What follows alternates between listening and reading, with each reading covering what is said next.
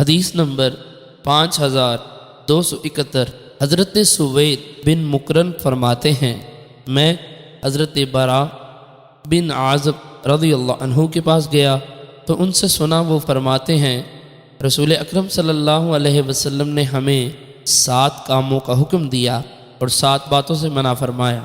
آپ نے ہمیں مریض کی عیادت کرنے، جنازے کے ساتھ جانے، چھینک کا جواب دینے، قسم پوری کرنے، مظلوم کی مدد کرنے، دعوت قبول کرنے اور بکثرت سلام کرنے کا حکم دیا۔ اور آپ نے ہمیں انگوٹھی پہننے یا فرمایا سونے کی انگوٹھی پہننے، چاندی کے برتنوں میں پینے، ریشمی گدوں پر بیٹھنے، قصی یعنی ریشمی لباس پہننے، خالص ریشم پہننے، استبرق اور دیباج ریشم کی قسمیں ہیں، پہننے سے منع فرمایا۔